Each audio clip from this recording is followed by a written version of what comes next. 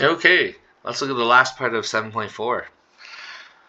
When quadratic equations can be solved by factoring, the zero product property states that if a times b is 0, then a is equal to 0, or b is equal to 0, or both. Therefore, the roots of a quadratic equation occurs when the product of the factors is equal to 0. Basically, what this means is when we tell you to solve a quadratic equation, you get your graph to either say 0 equals a bunch of stuff, or y is equal to a bunch of stuff, and you set y is equal to 0. So example 4 says solve each equation, then verify the problem. Okay. We're going to factor these guys. And you can see that a bunch of them already have the zeros there. A and B both have zeros on one side of the equal sign. So we're kind of done there, and we can just go ahead and factor this stuff. Okay. So here I have minus 8 on the back. My a value is 1. So I'm just going to look at negative 8 and say, okay, what factors of negative 8 adds up to negative 2? Let's list up my factors of negative 8. Negative 1, 8, 1, negative 8. None of those work. Negative 2, 4. Does that work? Nope. 2, negative 4. Does that work? Yes, it does. Cool. So that means this turns into x plus 2 times x minus 4 is equal to 0. Okay, so these two then split into two possibilities. Either x plus 2 is equal to 0, or x minus 4 is equal to 0. Okay. If x plus 2 is 0, that means x is equal to negative 2, and in the other case, we have x is equal to positive 4. Okay. So if I were to graph these would be my x-intercepts. I don't need to, though. They just say solve each equation, then verify, so I have solved it. Here's how you verify. Let's change colors here. Let's go green. What happens with verify is you take each of these numbers and you plug them into that equation and see if it actually ends up being 0. You're going to have to do this twice because we have two answers. So what happens is x squared now becomes negative 2 all squared. Minus 2 times negative 2 minus 8 is equal to 0. So if this works, if I did it right, this should end up being 0. So negative 2 squared is 4. Negative 2 times negative 2 is another 4. Minus 8. 4 plus 4 is 8. Minus 8 does equal 0. Check. This one does work. Second one, I've got 4 squared minus 2 times 4 minus 8 is equal to 0. Right, does this work? I've got 16 minus 8 minus 8. That does equal 0. Check. So they both work.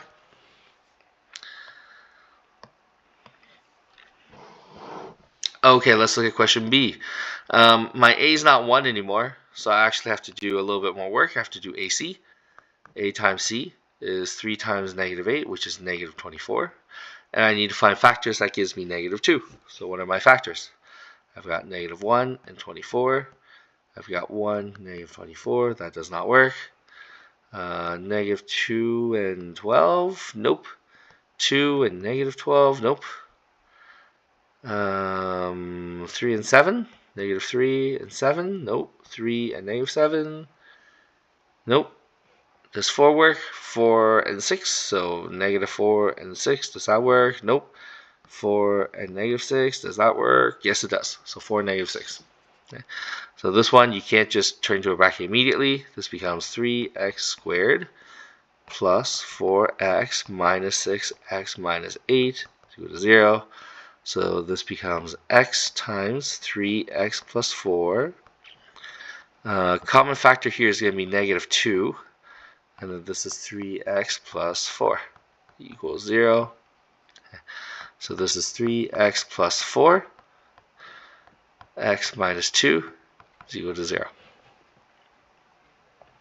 So my answer here is 3x plus 4 is equal to 0, which gives you x is equal to negative 4 over 3. Okay. You subtract both sides by 4 to get the negative 4 on the other side, then divide by 3 to get your fraction. And over here, I get x is equal to 2. Well, actually, I skipped a step here. Let's show the step. X minus 2 is equal to 0. That gives you x is equal to 2.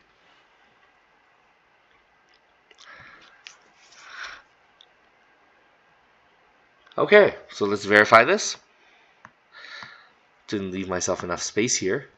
I'm going to erase the factoring bits. I'm basically going to assume going forward that you guys know how to factor and not really show you the factor bits. Okay. For this one, so I've got the negative 4 over 3 part is really annoying, but whatever. 3 times negative 4 over 3 all squared minus 2 times negative 4 over 3 minus 8. What does that become? Negative 4 over 3 squared is positive 16 over 9 minus, well, actually I'm multiplying this in, so this is going to be a plus now. This is going to be 8 over 3 minus 8. Okay, so if I multiply this 3 by the fraction inside, I get 16 over 3 plus 8 over 3 minus 8. Luckily, I already have the same denominator, so if I add it, I get 24 over 3 minus 8. 24 over 3, 24 divided by 3 is 8 exactly. So 8 minus 8, this becomes 8 minus 8, which is 0. It does work out, check. My, that's annoying. Well, I chose the problem, so I did it to myself. Let's change color. Let's change to purple. Let's do x equals 2. This will be easier. 3 times 2 squared minus 2 times 2 minus 8. This is 2 squared is 4. 4 times 3 is 12. Minus 4 minus 8. That does equal 0. Check.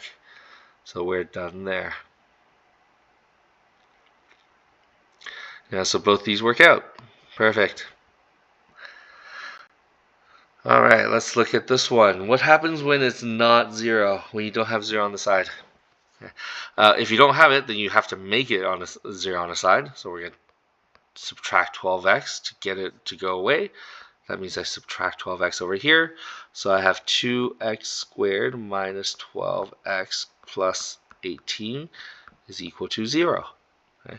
Now I can start factoring. So if I factor, I can pull out a 2 as a common factor. X squared minus 6x plus 9 is equal to 0. Okay. So I can keep on factoring. This becomes, what's this? This is x. Factors of 9 that can get you negative 6 is going to be negative 3, negative 3. So this becomes, oh, why can't I write anymore? Oh, my touchscreen stopped working. That's weird.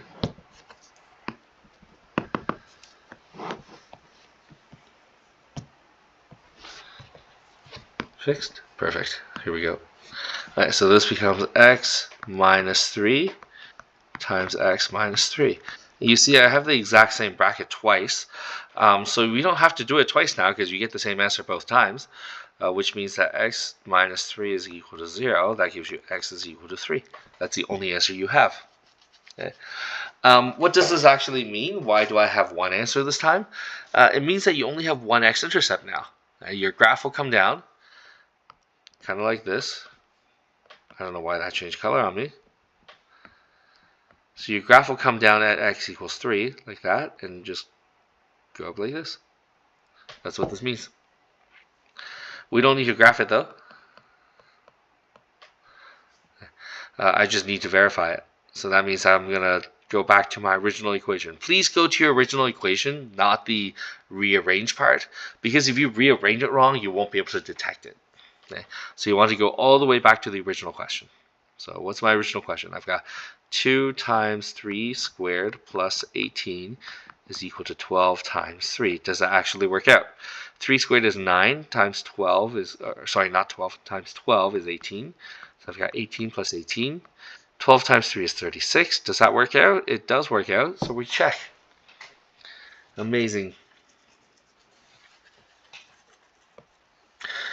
Okay, 2x squared minus, is equal to 4x. I'm going to move the 4x over. So subtract 4x from both sides. I get 2x squared minus 4x is equal to 0. So I'm going to factor out an x here. Actually, I'm going to factor out more than that. I'm going to factor out a 2x here. So I've got x minus 2 inside is equal to 0. So this is two brackets hiding in disguise. I don't write it, but there's a second bracket here. Okay. So then I can say, okay, 2x is equal to 0 is one of my answers, which means this is going to be x is equal to 0. I divide both sides by 2. 0 divided by 2 is still 0, so nothing happens. The other one is x minus 2 is equal to 0, which gives you an answer of x is equal to 2.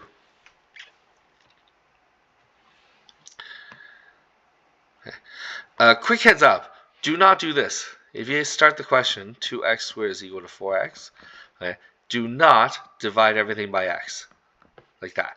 This cancels out, and you get like 2x is equal to 4, which then gives you x is equal to 2. Do not do this. Okay? The reason is, you're not allowed to divide just by x. Okay? You don't know what x is, so x could be 0. And if you divide by 0, the world will explode. The universe will explode and kill everything. So don't do that. And that's why we cannot divide by x. Okay? Just a general rule of thumb, unless you know x cannot be 0, do not divide by x. Because if you divide by x and x turns out to be 0, that means you've just destroyed the universe. Okay, so don't do that. Okay, why is my touchscreen being silly here? I'm trying to erase stuff. Here we go. Let me erase stuff. Okay, let's verify the solution for the last part. So 2x squared. If x is 0, that means this is 2 times 0 squared is equal to 4 times 0. Well, if everything is multiplied by 0, so you just get 0 is equal to 0, which is check. That's easy. 2x squared now becomes 2 times 2 squared is equal to 4 times 2. 2 squared is just 4, so this is 2 times 4, which is 8. 4 times 2 is also 8, so check. This one's easy. So there you go. This is how we solve. Lots of writing on this one here.